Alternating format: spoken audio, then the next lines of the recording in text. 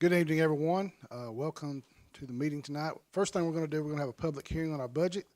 So I will call our wonderful finance director to the podium to present the 26-27 fiscal year Jackson County Board of Education budget. Erin, the floor is yours. Thank you very much. You get to hear this presentation again, so that if there's anyone in the public that would like to make a comment on our budget plans, they have this information to share with us their opinions. The budgets that we'll be going over this evening are the general fund, debt service, capital projects, special revenue funds, and school nutrition program. Our first is the general fund. We have total revenues budgeted of $170,978,940, and total expenditures budgeted $170,971,720. A couple of highlights from this budget. We included a 2% increase in salaries for all of our staff. We have increases mandated by the state in state health and TRS. You'll see a shift from a couple functions because counseling was reported as instructional, but now it's pupil services. So there's a big shift of expenditures to that function. It's not an increase, it's just a movement. We've budgeted for instructional materials for our new schools, essential staff for opening the new schools, additional teachers and parapros, and 2 additional mobile classrooms. This slide gives a comparison between the FY27 budget and our most recent amendment of our FY26 budget. For local property tax, we don't have our final digest yet.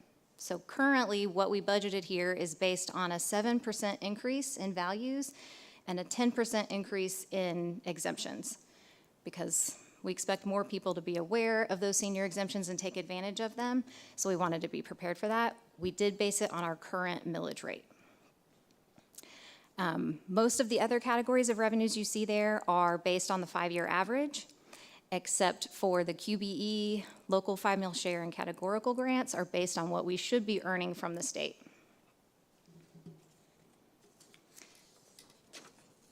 For our expenditures in the general fund, obviously we started with our personnel, budgeting for their salaries and benefits, and like I said before, that 2% increase in salaries affects all of our categories of expenditures.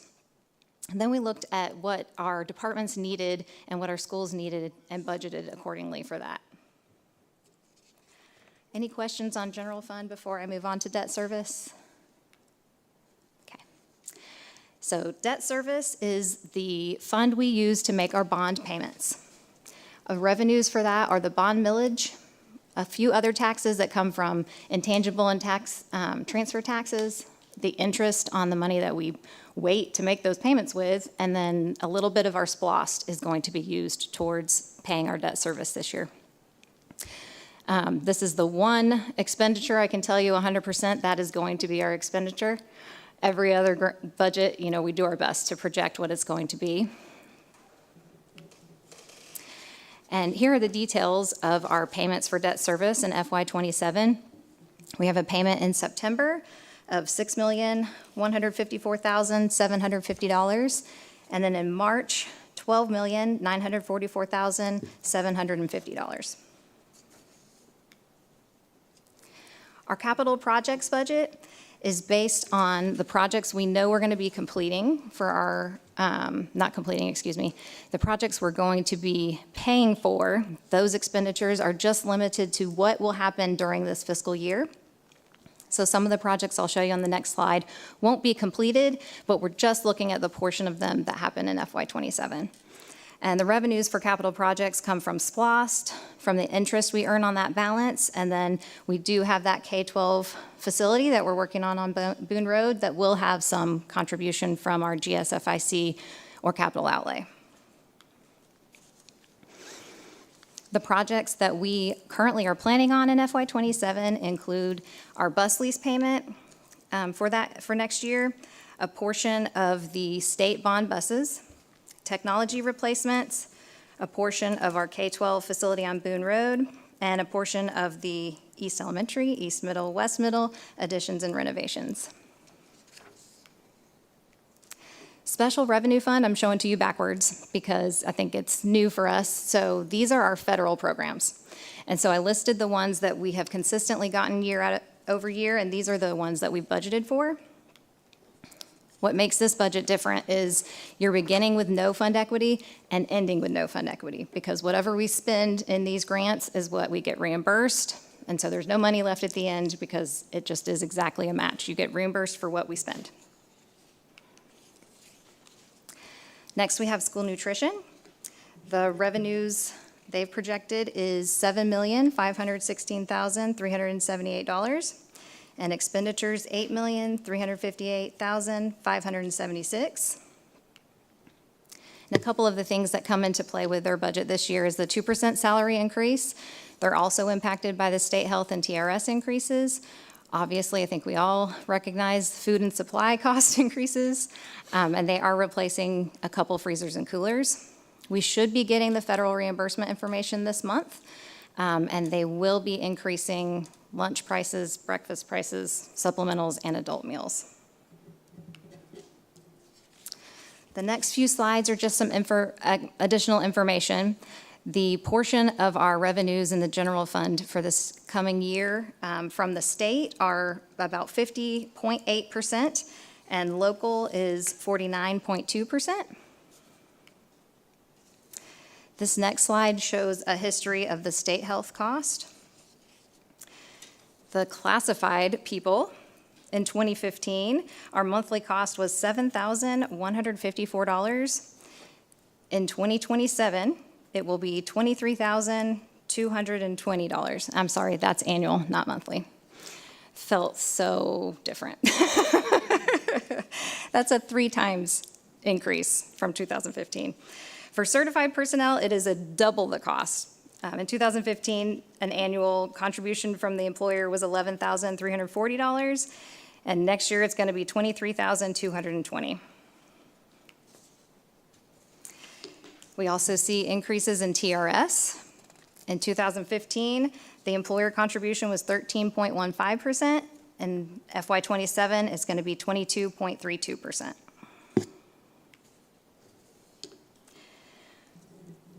These are a few of the legislative actions from this session that had an impact on our budget. I've already said a couple times, the health insurance increase, that impact on our budget is over $1 million. The TRS increase is $343,000. There was an increase on sick leave available to use for personal reasons from 3 days to 5 days. So if we look at the percentage of our teachers who take advantage of that, they need a sub. So that is an additional cost, and I'm projecting that to be $253,000. There was also an increase in paid parental leave if the birth mother gets an additional 3 weeks. I did not project that cost, but there will be one. There is some additional funding this year for literacy coaches, which we have already had instructional coaches in our elementary schools. Return to work retirees, just something to keep in mind, when we employ them, we pay their TRS cost. We pay the employer and the employee portions. And then Senate Bill 33 is still being ironed out, but there will be a cap on home values. And one of the good things I think they're doing is increasing the fund balance cap from 15% to 25%. That's good, because 15% isn't enough of a fund balance for us to make it from one property tax to the next. I have a question. I want to stop you. I have a question about the fund balance cap. So when is that calculated? Is that in July, December? They just pull it out at that. When is that calculated, that 25%? At any time. Every month we do error checking with the state, and currently we get a warning when we're over 15%. It doesn't mean they're going to come after us and go, shame on you. But they don't like it. We do look at it when we do our audit and at year end, I think, is the point in time that they're talking about 25% is going to be allowed moving Most of our forward. revenue is collected in December and January. So we more than basically 25% of the year. So we basically go from July to December with no revenue. Well, not majority of our revenue. Yes, yes. We wait, right, from one December to the next for our property tax revenue. Yeah. So at one time, I would say when all that comes in January, we're over the 25%. Correct. Correct. Okay. Yeah. Just a clarification. Great question. This last slide is just our next steps. Tonight, we're doing one of our budget hearings. We'll do another one at our next meeting. But we won't be able to approve our final budget until we get our final digest and are able to determine what the millage rate needs to be set at. Any questions? Thank you. Aaron, I'd like to commend you and the staff and everyone up here for putting that together. School budgeting is not easy, and I know there are 3 cycles. There's preparing the budget, monitoring the budget, and the audit. So you go from one to the other, but great job putting all that together. I hope the public sees how complicated it is, and we have to do a lot of work, or y'all have to do a lot of work. So at this time, we can have public comment on the budget only. If anyone would like to address the board about the budget, please come to the podium.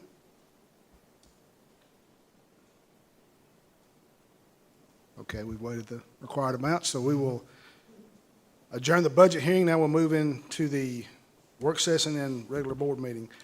I will call the June 15th, 2026 meeting of the Jackson County Board of Education to order. This time we'll have Pledge of Allegiance, led by Dr. Philip Brown.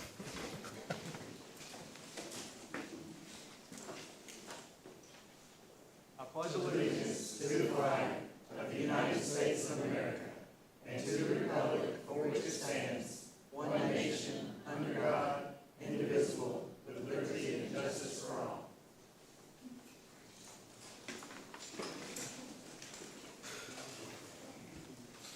Okay, board, at this time I need a motion for the approval of the minutes from the last meeting. Moved by Mr. Johnson. Do I have a second? Second by Ms. Wheeler. All in favor? Aye. Board need a motion for the approval of the agenda for tonight. Motion by Mr. Brooks. Do I have a second? Second by Mr. Clarsey. All in favor? Aye. Thank you. At this time, I'll turn it over to Dr. Brown for superintendent's comments. Good evening, board, community. Thank you for being here this evening. I have a few things I just want to share with our staff, our community. The first is big thanks to all 5 board members who spent most of last week in Savannah at our Georgia School Boards Association conference, where they heard from a number of different speakers and continued their education as a board member, but really thank them for giving their time and going above and beyond. Summer camps are going on inside of our school district right now. I'd say inside and outside. We've got a number of different summer camps going on in all of our schools. Really big thanks to those teachers and coaches that are going above and beyond to have those camps during the summer. And we've seen tremendous growth, not only in participation, but just in the number of camps that we offer. And so a big thank you to everyone who's participating in those and leading those. Also, many of our leaders last week had an opportunity to visit Camp Beret. If you don't know what Camp Beret is, I ask you to look it up and check it out. It's part of Extra Special People, which is an organization based out of Watkinsville. But I want to read just real quick. Camp Beret is a camp that's right near South Jackson Elementary School, right off of the Kingsbridge Road. It's being developed as a fully accessible overnight camp and recreation camp.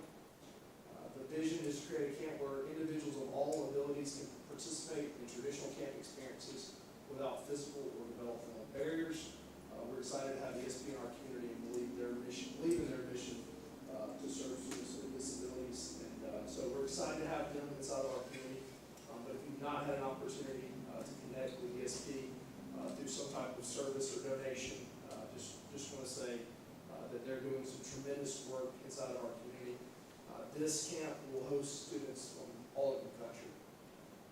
And it'll be one of its kind where kids can sleep in a bunk bed maybe for the first time. And I really am thankful for the opportunity to partner with them. Thankful for our leaders who've given up a tremendous amount of time on Friday to be there. And I think it's going to serve our community well. Laura Whitaker, who is the CEO of that organization, is going to be our keynote speaker this year at our Inspire Ed Opening Conference. And also meeting with Laura later this week, and I'll see if she can come and give our board an update and our community an update about really thankful and excited for what that's going to do for our community. We've started our annual facility tours. So a number of us today went around with Mr. Wester and Mr. Farmer and all of our facilities folks. And we tour every one of our schools, all 13 different locations. Walk through almost all classrooms, all outdoor spaces.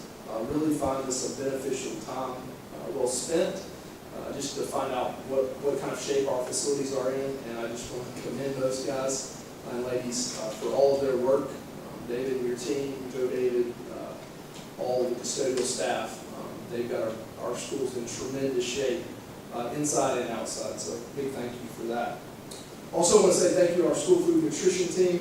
They are continuing to serve meals during the summer to our students, even though that we're not in session. So everybody kind of thinks summer's a relaxed time, and it slows down a little bit, but some people in this audience and people around our community and school district are doing some tremendous work. So thank you. Any questions? Marjorie?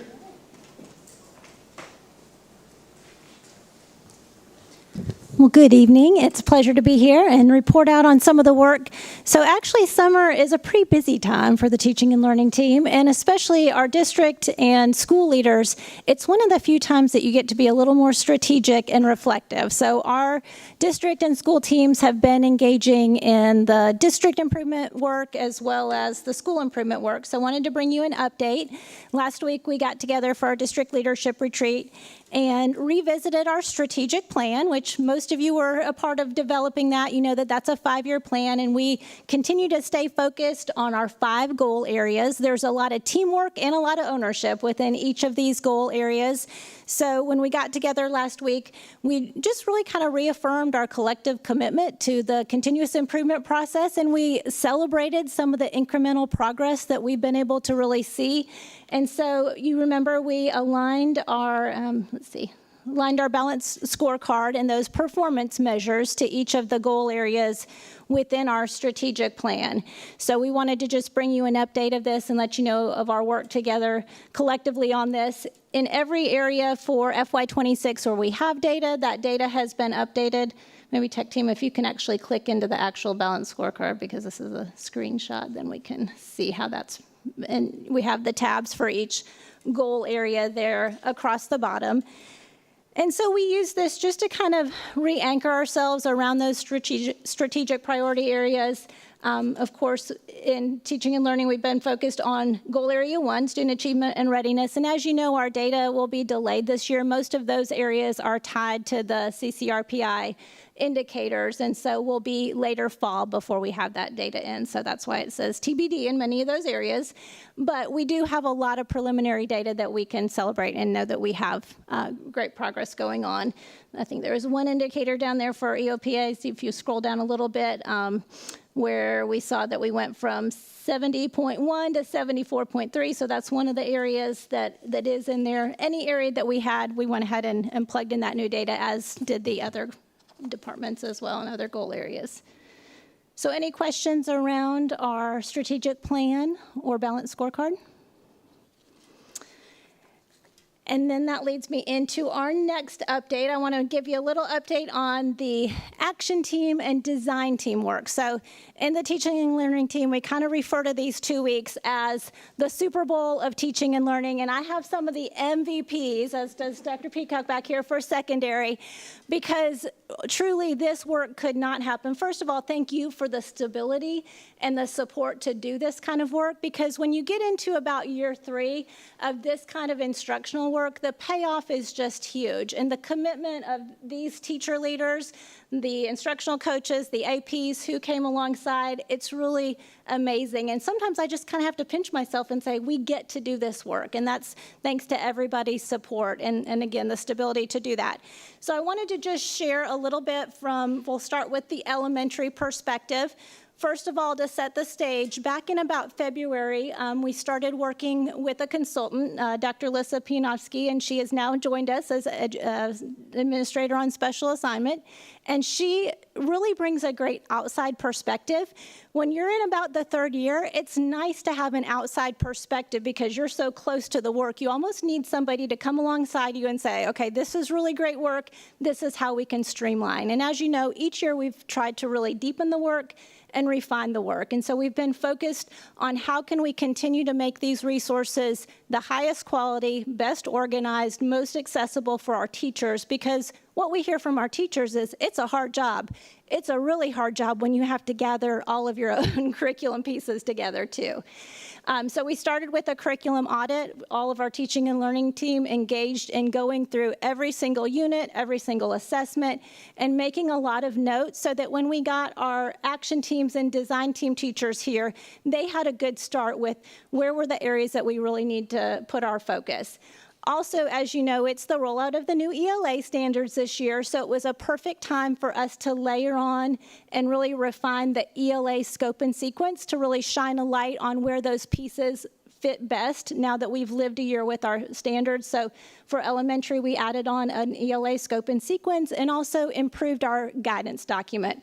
That guidance document had lived with us through a few years of work within our teams, and we said now that we have those new standards, we can really hone in on the practices aligned to the science of reading and aligned to those new standards. So that was an addition there for elementary as well. And then we went back through, we've had tremendous success in math, but we wanted to make sure that all of those resources were well organized and really aligned to our workshop framework for math, and then going through our assessments. But I want to turn it over to these teachers behind me because, as I mentioned, they are the MVPs, and they're going to share just a little bit about the work that they did specifically and also how it's impacted them personally, but also among their teams back at the school. Hi, I'm Stephanie. I'm on the first grade action team, and I teach at West Jackson Elementary School. I'm going to try and stick to my notes because this is something I'm super passionate about, and I just want to say that I'm really grateful that our county does allow that teacher voice, especially in decisions that are made in the classroom. So we really have been refining our process over the last few years, really thinking about what does it look like to our spectrum of teachers. Of course, we have new to teaching teachers, we have those that are new to the county, and then we have our veterans. And so we wanted to make a process that fit for all of them, where they could jump into it at whatever access point works for them. But we also wanted to balance really the guidance and the support and the scaffolds that we were providing with teacher autonomy and ways for them to bring their craft into it, because we know how important that is, but also to be reflective to what the students in the classroom need, because we know that that's best practice as well. So the part that I'm super passionate about is with the legislation that rolled out focused on literacy reform. Of course, we've heard a lot about the science of reading. So last year, our county decided that we would work on what's called integrated plans, and they were focused on knowledge building, which is a real hot topic right now. Now, there's a lot of curriculum that's out there that you could just go and purchase. That would be the easy way. But a lot of that doesn't align to our other standards that are focused on science and social studies. So what we chose to do was to actually sit down and write plans that wove in that literacy with our content areas, so our teachers were providing the purpose and the relevance for learning literacy. Because we don't just sit around and do literacy every day, right? We actually do our lives, which is really focused on a lot of science and social studies. But literacy is the way that we do those things. We do the reading and the writing and the speaking and the listening. So we created plans that allowed teachers to mesh those two things together and basically created our own knowledge building curricula, which we have heard a lot of great feedback from teachers that it's providing more time so that they can actually cover all the things that they need to in the classroom. Okay, hey, I'm Jessica Cole. I'm a second grade teacher at West Jackson Elementary School. And I'd like to thank you guys for allowing us to be here, and thank you, Dr. Hardigree, for inviting us. I feel that it's a privilege to be on this action team. I've been on it for several years, was on the ELA design team, and now just on the action team where we're working on all content areas. But I do feel like we have a very strong teaching and learning department. They are amazing. They've done some amazing behind-the-scenes work for us, and really just making everything, I feel like, clear for us as teachers. And they have some new documents that they have just been revising and refining teaching and learning practices for us teachers, instructional design, and daily active learning. And I feel like that, like the goals, we talk about our goals as Action Team too, and really just all teachers, that we want our students to master the content. We want them to be engaged in their learning, and we want them to be ready for whatever the next thing is, whether it's graduation, whether it's first grade, second grade. But we really have taken the feedback. Dr. Hardgray has had surveys out there for teachers to do when we finish the units, and I really think it's beneficial that we meet periodically throughout the year. We're consistently meeting on a monthly basis, whether it's after school or a full day, and I do think that that's very beneficial because we're able to have things fresh on our mind, and we're able to take that immediate feedback from other teachers and revise those so that we can make sure that these units really are the best. But we've really worked hard as an action team this summer and throughout the year to really dig deep into what is essential for our students to learn and really look at those Georgia standards really deeply, and because we want our students to be able to master. So we really look at all of that when we're planning out these units and providing lots of different ideas for the teachers to then go in and kind of decide what it is that they want to use. So anyway, thank you. Very appreciative for this. Just as the other two have said, my name is Megan Hobbs, and I'm a fourth grade teacher at East Jackson Elementary. We have worked very diligent this summer to constantly refine our work that we have put in the past few years. And we wanted to provide a consistent foundation for teachers, especially teachers who are new to a grade level or new to our system. That way they could meet the needs of their students within their classroom without focusing on finding the curriculum. It allowed for flexibility for them to meet those needs, but they also had the ready-to-use lessons, assessments, and instructional supports. At our schools, we use PLC time to dig more into the lessons. This is more of a framework or a guide for us to make sure we're hitting and teaching all of the standards. Hello, my name is Brittany Peavy. I've had the privilege of serving as the instructional coach at North Jackson Elementary the past couple of years, so I've gotten the opportunity to work with all grades and be a part of this great work, and I've been able to help the third grade team, specifically for action teams. I think one of the biggest praises, I would say, about the work that we've done is that now I think our teachers have to think about what they're going to teach and how they're going to teach it. And I feel like the work that we've put into this, we're really prioritizing the teacher as you're the champion of what this looks like with your students. You're the expert of the who. Here's the do, here's the standards, here's what we know the state is asking our students to do at second grade or asking them to master at fourth or fifth grade. We want our teachers to be able to be in the driver's seat to craft that and be the expert on who is in front of them. And it's just a really unique place here in Jackson County. Just last week, I got to go with Dr. Hardegre and some of our other teachers and coaches and admin to the LitLink conference. And we got together with all of the other educators in the state for literacy. And literally what the state was describing as best practice is what we're building. And so I was just kind of sitting there like, hey, go us. I was very proud to be in Jackson County and very proud of the work we're doing. And I think one of the best places we could be is where a new teacher, we know we're growing in our school system, we know we're going to be having new teachers, and I feel like we have a great safety net for new teachers. Like they can come in and know on day one what to do. Then as they grow in their craft and lock arms with other veteran teachers, they're going to be able to have all of the autonomy and freedom to be able to craft that for the students in front of them. And then specifically just to our math, I got to work a little deeper into those units, and I'm very proud of the work that we're doing in math. Our data shows we're doing a great job for students, and I think our math units are really crafting out an instructional sequence for teachers. So now we say, hey, here's not just a menu of things you might use, but here's one way it might go in a way that's probably going to land really well with your students. So thank you so much for the opportunity to share this with you guys tonight. All right, hello, good evening. I'm going to give you a quick update and introduce some of our great secondary teachers. The work was pretty similar from elementary to secondary. Elementary has the huge focus on literacy, but otherwise similar things happening at secondary, working on updating our common assessments and then working on developing those unit plans, and the teachers will talk a little bit more about that. On this slide, I put those spreadsheets there with all those different colors and everything just to show you when Ms. Cole mentioned the T&L team doing some work, behind the scenes before teachers came in, it was things like this, like one of the things we wanted teachers to do was review all of our common assessments, make sure that those are as, high quality as they can be. And so that just represents a lot of the data that we pulled together so teachers could then look at that and use that feedback to improve those assessments and make sure they're excellent for this coming up year. I want to mention too, behind us, staying in the way in the back with the computer and navigating that other screen is Dr. Lisa Wilbanks. When we talk about some of the background work that happens, like she's a huge, huge part of that. So I don't want to let her get lost in the back. But then we do have a few of our excellent secondary teachers, and I'm going to let them come and tell you a little bit more about the curriculum side of the work that we did.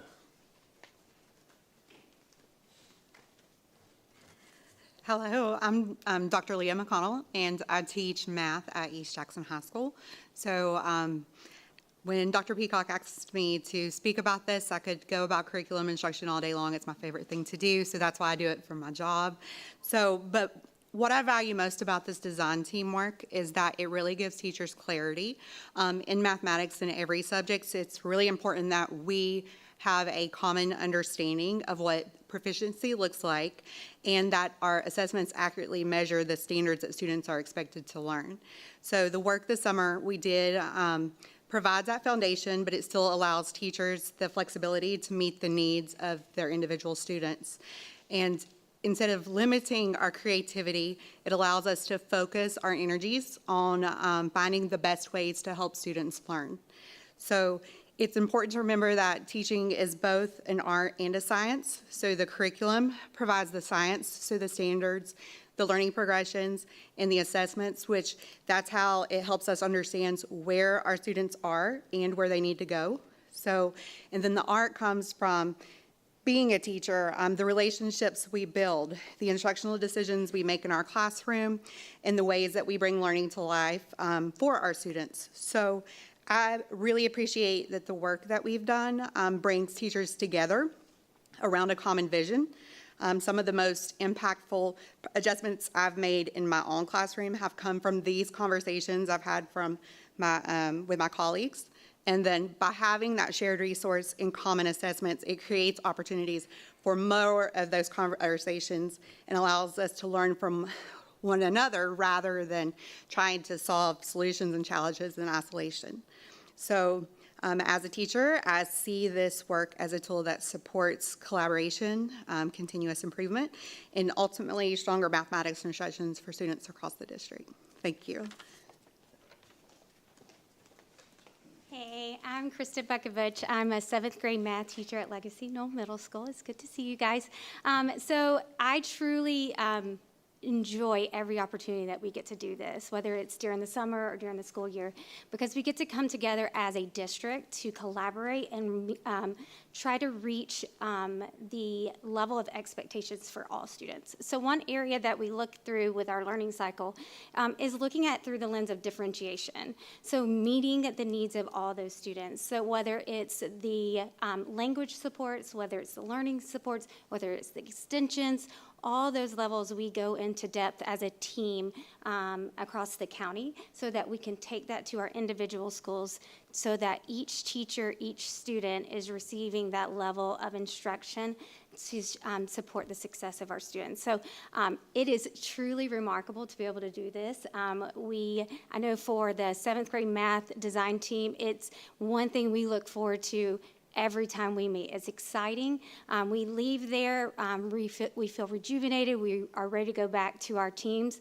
And I know that the same is happening across all teams, across whether it's elementary, middle, or high school. So it is truly a joy to be able to do this. So thank you. Hello, good evening. I'm Ansley Lowe. I'm an English teacher at Jackson County High School. And per type A, I'm going to read you a statement because I'm an English teacher. So this summer, a team of teachers from across our secondary ELA program, including myself, came together with a common goal to ensure our students experience a meaningful and connected journey through our English language arts program, as our instructors confidently implement Georgia's newly revised English language arts standards. As a team, by looking beyond our individual classrooms and courses and focusing on the actual full development of our students, we worked to create stronger alignment in the following major areas in our curriculum. One, the critical literacy skills that are taught at every level, the expectations in every course, and the learning experiences that students will encounter from their transition from to high school all the way through graduation. One area I want to particularly highlight from our most recent work is the collaboration between our 9th and 10th grade ELA grade teams. With the beneficial perspectives of our middle school instructors, we were able to strengthen our curricular connection between middle and high school expectations, and we identified specific instructional aims, strategies, themes, literature, and goals that will better support our students as they prepare for future coursework, and most importantly, our EOC at the end of their 10th grade ELA year. You should have honestly seen our master screen like this with all of our data points and our standards and our assessments. It was quite remarkable, but most importantly, it was well done by our team. So broadly, this work provides teachers with a shared framework, an emphasis on the word shared, that aligns our assessments to instruction, our state standards to the accurate levels of rigor, and our district expectations while still preserving individual teacher creativity, voice, and professional expertise within their classroom walls. Ultimately, this work will continue to strengthen collaboration among our teachers, especially as our district grows, and provide greater consistency for our students, and support high-quality instruction that we all want within our classroom walls. It's a process I look forward to each and every summer, and honestly throughout the school year as well, because it reminds me of how committed we all are to helping our students grow and ultimately thrive. So, thank you. I just want to close this part out with one note. I had the bullet there about the school leaders. The group that's not represented right here but was really critical to the work are our principals and our APs. Our principals came and visited every day to check in with our teachers. Our APs were there. Many of them were there with us the entire week, and that's elementary and secondary. So it really is work that goes, from the teacher all the way up and at every level. So we appreciate the school leaders for their support in this too. Well, I just want to thank, and I want to give these folks a round of applause because they are, thank you. I mean, we are so fortunate to have such committed teachers and leaders, but really these teachers, we had to kick them out every day. Like at 4 o'clock, we're like, it's time to go, it's summertime. They would work through lunch. Their level of commitment to this work for the sake of our kids is really just tremendous. So thank you all. And feel free to sneak out too if you want to. We appreciate you being here on a summer evening. All right, one more quick slide. Dr. Wilbanks, summer reading. Good evening. I just wanted to give y'all a quick update about summer reading programs that we have going on within our schools. Our media specialists work tirelessly throughout the year to make sure that they're helping to develop a love of reading in our students and that they're successful as readers, and that work does not stop over the summer. So we partner extremely closely with our public libraries, especially for the summer reading program, but we meet with them and work with them throughout the year as well. But this year's theme is Unearth a Story. It's kind of a dinosaur paleontology theme, and so they've really gotten into that. So for our elementary students, we are actually doing the exact same challenge that the public libraries are doing. We've heard from families that it was a lot to keep up with 2 different kinds of challenges coming, one from the public library, one from the school, and they like to participate in all. So we join forces, all one thing. So kids can get credit at the public library and same credit at the school for doing all the different readings and the fun game boards and all of the things. The public libraries actually have calendars of events they set up. They do everything from laser tag to petting zoos to craft days and, of course, reading stories. And so our students, if they wanted to participate in a free activity throughout the county, throughout the year, they could do that just about every single day at our public libraries. So we are promoting that within our schools, and our media specialists have been working to help with that as well. For secondary, a lot of the same. We have social media campaigns happening where our media specialists have set up posts so that they're promoting different books and series libraries to our students throughout the summer, and also just reminding them of the multiple ways that they can access texts and resources, anywhere from checking out books at the library with their play cards, to reading books on the ebook apps that we have at the school and at the public library, and also audiobooks. So just all the different ways they can access those various forms of text. And then they have different challenges that the kids will be doing as well. So we're really excited about this. Our media team worked really hard to make sure that reading and the love of reading doesn't stop. They've also been partnering with the public libraries for the Georgia Reads 250, America 250. So this is something put out by the Georgia Council of Literacy. There's 25 books that have been identified, and they're kindergarten all the way through adults, so you could participate as well. This is mainly a public library thing, but we've been partnering with them, and so they're related to America's history. And so our students, we put that as part of our challenges as well. All right, thank you. Mr. Schultz, work-based learning update.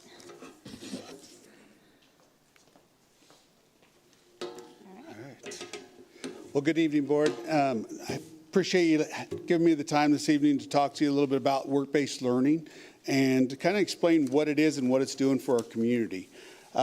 Work-based learning, first of all, is an instructional program that allows students to go to work and actually earn course credit from their classes. Students develop the technical skills, employability skills, and also industrial experience while working on the job, and that's really important for them. In addition, we have another program that's a portion of, or very similar with the work-based learning that enhances the work-based learning model. It is called Youth Apprenticeship. Some of you may hear it YAP, but it's also what's considered Youth Apprenticeship. It is actually the same components of work-based learning, but it also, the student has to have an industry mentor. They also have to have a industry credential where students could actually earn those credentials as an end of pathway assessment, or they actually could be earning a post-secondary credential as they're working for those companies. And they have to complete a minimum of 720 hours. So our work-based learning teachers literally will track students even after graduation and work with them after even earning their post-secondary credentials. In addition, we receive grants from CTAE through Youth Apprenticeship Grant that helps to pay for the salary of those employees. And then also we received the Extended Year Grant, which supports the program. We started a summer work-based learning program, which allows students to be able to work during the summer where they may not be able to fit work-based learning into their programs. And in addition, it allows some of our companies to maintain possession of our students working for them during the summer. For example, we started the work-based learning summer program because of Kubota. Kubota could not allow or wasn't able to allow students to work for their company unless they were in a program of high school. And so we started the summer work-based learning program, and now that way our students could literally go from their junior to senior year continually working during the summertime. Some really big impacts, and this is what I think when Dr. Brown wanted me to really come and show you some of the things that we have for the impact of our program for our community. There's over 269 work-based learning students right now in Jackson County and East Jackson. Of those 269 students, that is 852 block placements. That means that those are class periods that students are. It averages a little over 3 class periods per student. Some of them may only have 1 class period. Some actually can have 4, 5, 6 class periods that they might be doing. There's over 180 employer partners that are employing our students in our community. And this is one of the things, the impact that it has on our community. Just this past year for the 25-26 years, 1,079,744 student wages earned.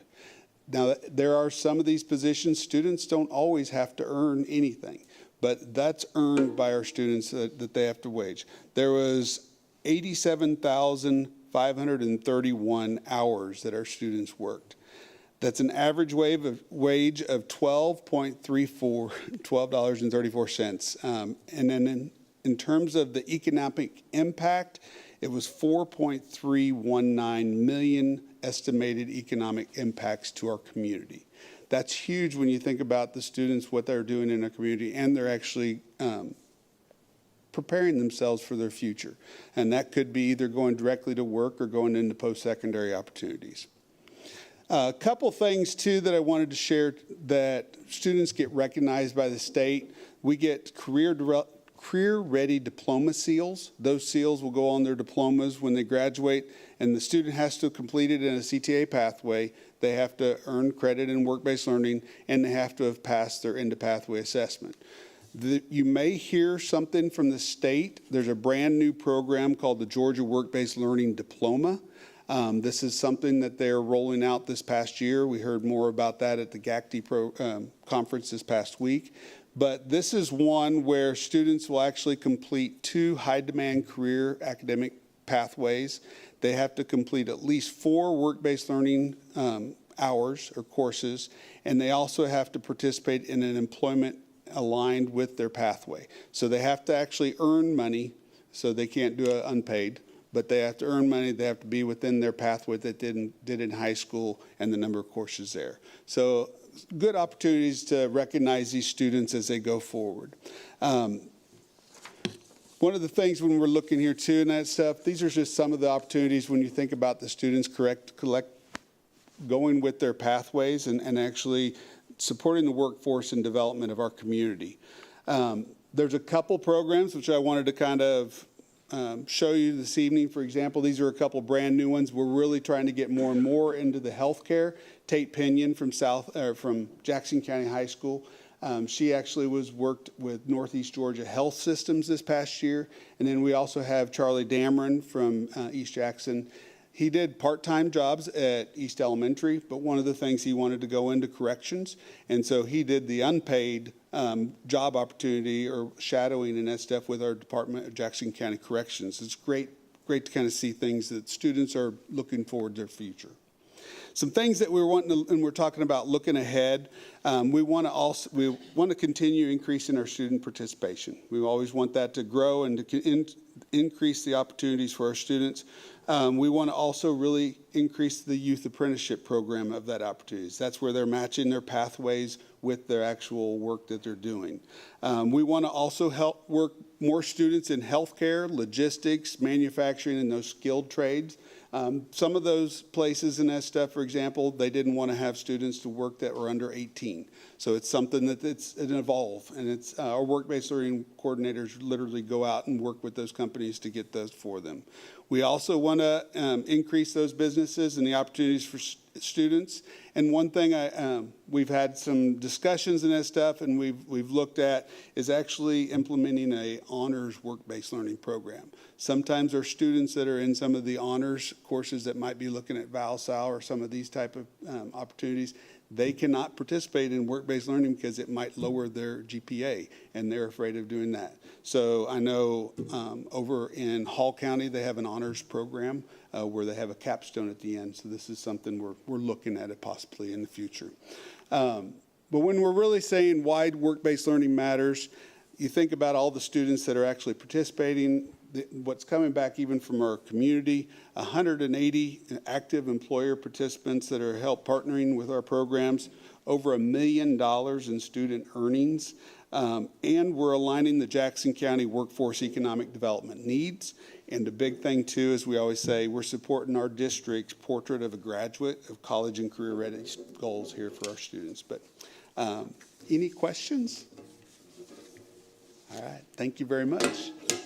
Oh, also, if you ever see, we do have a job board, and I forgot to put it on there. Our students actually have an opportunity. We've gone through and organized this, and kids can go in there, and businesses can put all what they need to. So it's a great service. Todd, I've got a question for you. Yes. Any chance we could ever get some updates about some of our kids that have made it through work-based learning and now they've maybe made it to adulthood and yes, they're out pounding You've it actually every day? had one at your We've had a few. You've had a few of them, matter of fact, and I see them and that stuff. Yes, I love bringing them. A lot of them and that stuff move on and do amazing things. What's really neat is when you see kids that can make those connections and literally, I mean, it's not like working a job at McDonald's, and maybe that's their lifelong, but these are students that find their passions and their pathways. And then I appreciate the companies too, because they've worked with them and they've enjoyed it.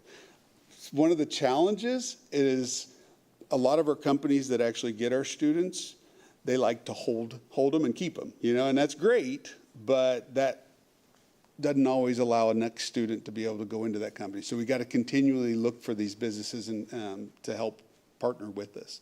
But yes, I would love to bring some of those back. I know who you're talking about too. He's a good one. So We got more right behind you. I know you do. I know you do. Thank you.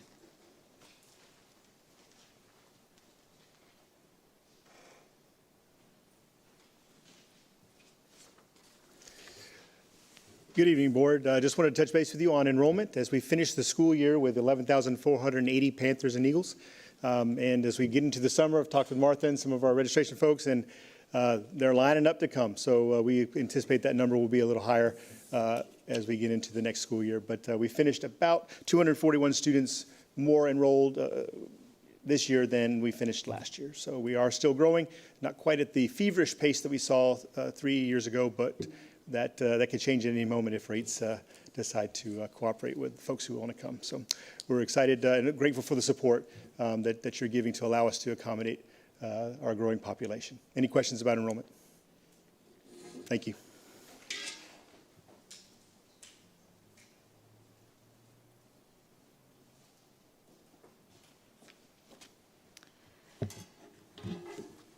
Hello again. The first report we are going to look at from finance is our SPLOST report. In May, our collection was $1,369,700.02. This was an increase from prior month, increase from prior year, and increase over our 12-month average. The balance in our SPLOST account at the end of May was $7,277,528.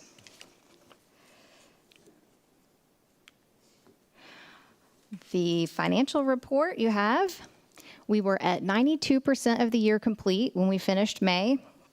Our revenues were $159,122,574, which is 96% of what we budgeted. And our expenditures were $147,522,629, which is 89% of what we budgeted.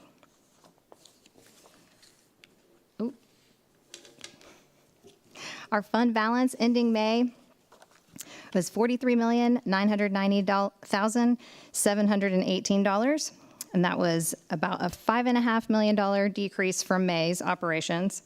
But year over year, that fund balance is $10,825,074 more than last year. I'm not sure if there's slides on that. Okay. I have one of our board policies to bring to you tonight. We would like to increase our capital asset threshold to $25,000. And it's basically an accounting change. So instead of looking at the things that cost $5,000 to record as capital assets on our financial statements, we'll be looking at things that are $25,000. And if you look at the cost of things, there are items that we're booking that are just, we're wasting our time because it was things we could have bought for a lot less several years ago. And it's a change that a lot of counties around us are making. Any questions about that? Okay. The last thing you're going to see from finance in your consent agenda, I believe, is our spending resolution.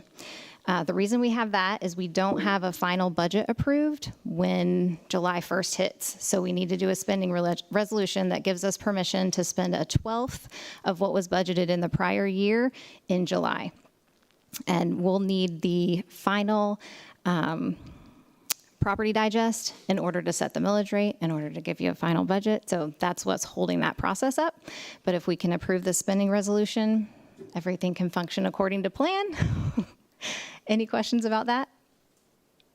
Okay, thank you so much for your time.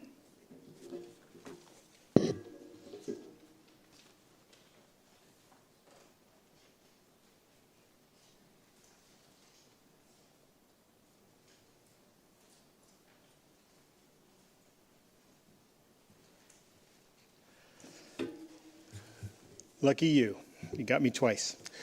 So the first item from facilities and operations is a local facilities plan resolution. It is time for us to resubmit or create a new 5-year facilities plan. And so we'll do that in conjunction with the state. That is common practice. And so part of that process to initiate that planning process would be for the board to adopt a resolution allowing the state to work with us then to create that plan for the next 5 years. So that'll be something that we'll work through next year. We'll get with the state. They'll go through our plan, making sure that it aligns with what the state expects. And then that'll be our plan starting in the summer of next year. Any questions about that resolution? Very good. And then the second, we have a summary here related to our GSBA risk management contract renewal. As you're aware, we've contracted with the Georgia School Board Association Risk Management to ensure our district for liability, for cybersecurity, and also for workers' compensation. This year, that contracted amount would be at $1,211,627. That is an increase over last year, but that is in line with what other districts are seeing as well. So it is a kind of an increase that all of our districts are looking around us and seeing at the same level. Any questions about insurance? They've been a really good partner for us the last year and a half or so. So we're really grateful for them and the partnership we have with GSBA. All right, I'm going to let Mr. Farmer talk to you a little bit of updates on some of our projects.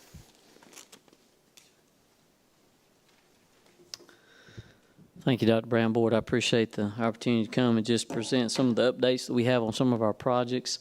Our K-12 site work continues to go on. Curb and gutter installation is ongoing along with all utilities. The mass grading is mostly complete, still putting in stormwater, fire, line pipe, water line, and sewers ongoing. At the elementary school, the structural steel is around 95% complete. The MEPs, mechanical, electrical, and plumbing continue to be ongoing and making good progress there. The roofing is complete over the gym and cafeteria area and moving toward the classroom wing, and spray foam installation is continuing. At the middle school, the slab on grade, I know we poured about 500 yards last week, so that's a third of that slab on grade, and we continue to get the underground mechanical in so we can continue that pour hopefully in the next couple weeks. The high school continues to move along. They're setting the steel in the admin area. The CMUs, mechanical, electrical, and plumbing continue also.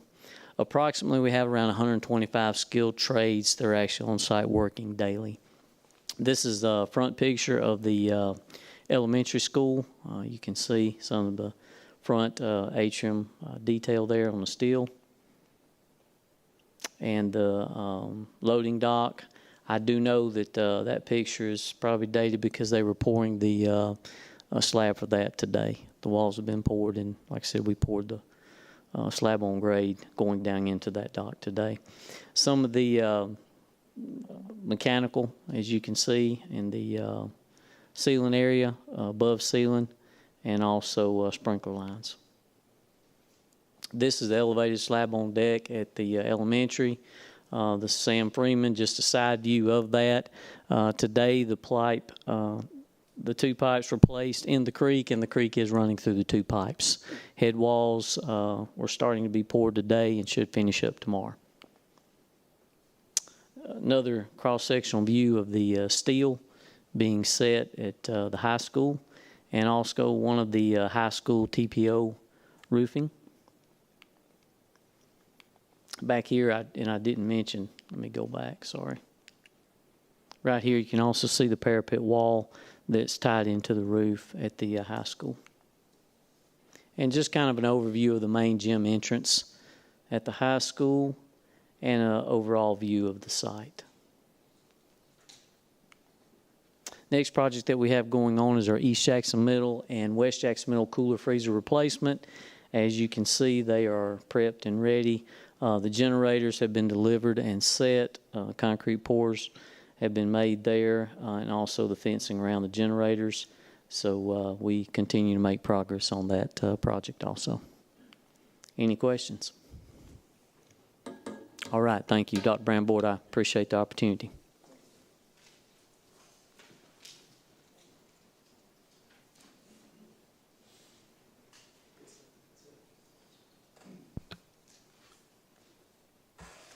Okay, at this time, we have on our agenda public comment.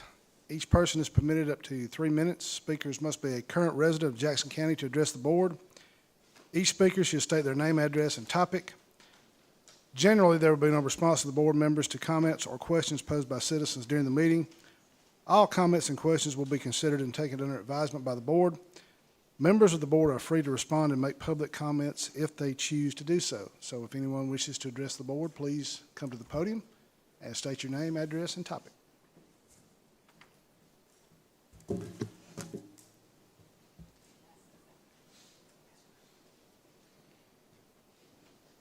I'm Kim Calhoun. I live in Braselton, Georgia. And I am the Jackson County Chair of Moms for Liberty. I'm also the chair of the Legislative Committee for the state of Georgia. And I have, what I have given you is a sample of a comprehensive AI policy.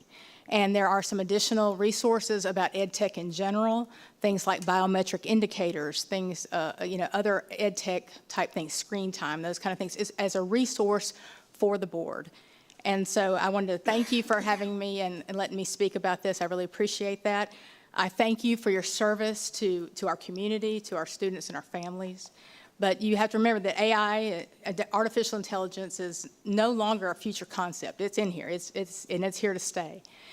It has extraordinary potential to enhance learning and to improve efficiency, the way we do things, and to expand our ability to get information so much faster than we've ever been able to do before.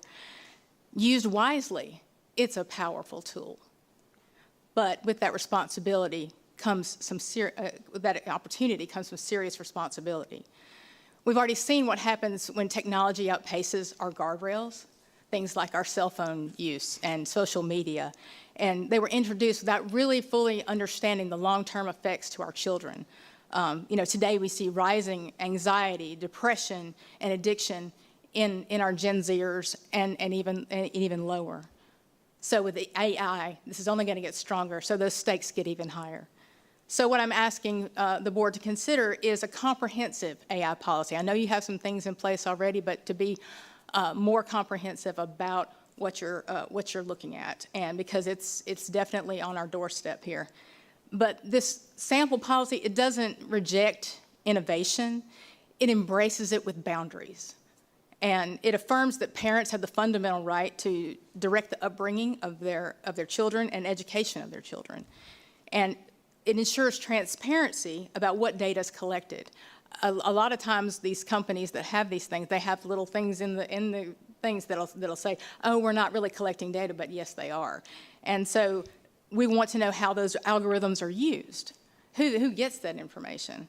And so protecting your student data from commercial exploitation and profiling, which requires parental consent and oversight, as well as the AI. Most importantly, it makes clear that it's a support tool, and it's to support learning, and that parents have the keys to that toolbox. No algorithm should ever replace the judgment of a teacher. That student-teacher relationship is sacred, and that's the thing that should be not taken away by an AI program. No platform should ever shape a child's worldview. No AI system should conduct or monitor social emotional learning or provide mental health. We've seen that happen when these people use these AI things to come in and say, and suicides have occurred because the AI instructs them, go ahead and do it. So that's a real possibility. They're putting those safeguards in place, but not every company subscribes to those, so we have to be careful about that. No AI tool should operate without clear safeguards and accountability to the school. By adopting a comprehensive AI policy, you're sending a clear message that technology serves the families in this district and not the other way around. You're affirming that transparency and student safety is what you're really about. So our children, they deserve opportunity, but they also deserve our protection.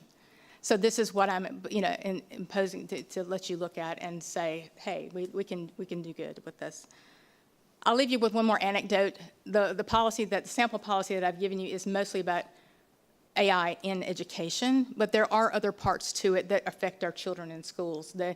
I went to a class recently about AI And there's the cyberbullying aspect to it with the deep fakes, where a 14-year-old girl was on a bus, another student took a picture of her, put it on an AI program called Janitor AI, and it put her face in a pornographic video.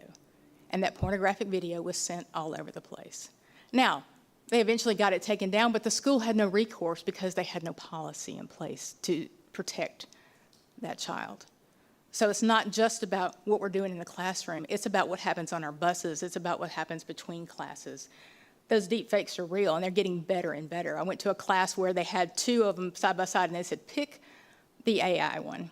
Everybody in that class thought that the one that wasn't AI, that was real, was it, and everybody picked the AI one as being the real one. So it's only going to get better.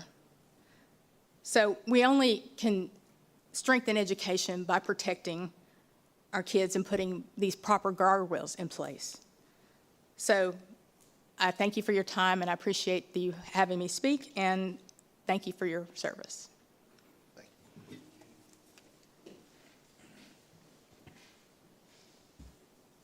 Thank you, Ms. Calhoun, for reminding me what keeps me up at night. And I'll say, as a district, we've done some work in this area over the past couple of years. It's multifaceted. I think there's a cybersecurity component to AI. I think there's a student component to AI. And we talk a lot about, as a technology department, we are the guardian of a tremendous amount of information. And we work diligently every day. Those folks in the back work diligently every day to protect that student information. But I also think we have a responsibility to educate kids about what artificial intelligence is. And we will continue that work with kids. There's lots of components, not only the student component, there's an HR component to this as well that we've seen around the country that's hit different school districts with different things that have happened. So we'll continue to monitor it. Love to sit down and have a conversation with you about it anytime you want to. Thank you. Does anyone else wish to address the board at this time? Okay, having seen none, we'll move on. Board, we have 4 consent agenda items. Looking those over, do I have a motion to approve the consent Mr. Chairman, agenda? before we Yes. do that, can I add 2 more to that? One is just the 5-year facility plan that we're working with the Georgia Department of Education on there. And the second one is the GSBA renewal. We did not, I did not put those down on the consent agenda item, and I apologize.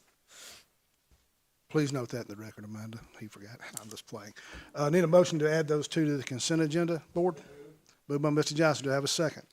Second by Ms. Wheeler. All in favor to add the 2 items? Aye? Okay. Are we good now? Thank you, sir. We have 6 consent agenda items now for your review. Board, need a motion to approve the consent agenda. Motion by Mr. Brooks. Do I have a second? Second by Mr. Clarsey. All in favor? Aye. Those are approved. Board, we have a need for executive session for personnel and superintendent contract discussion. Renewal. Need a motion to go to executive session. Moved by Ms. Wheeler and second by Mr. Johnson. All in favor? Aye.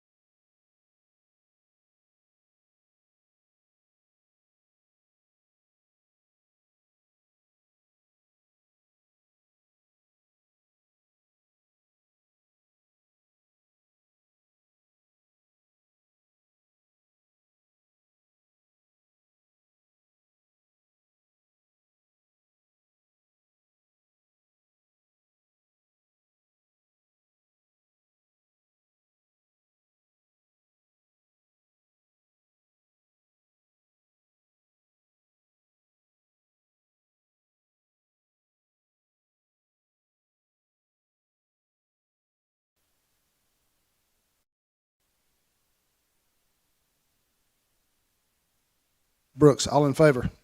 Aye. Board need a motion to approve the personnel actions from, thank you, Mr. Johnson. Do I have a second? Second by Ms. Wheeler. All in favor? Aye. Need a motion to approve the superintendent contract renewal through June 2029. Moved by Ms. Wheeler. Do I have a second? Thank you, Ms. Johnson. Second by Mr. Johnson. All in favor? Aye. Unanimous. Thank you. Anything else, Dr. Brown? Thank you. Congratulations. We are adjourned.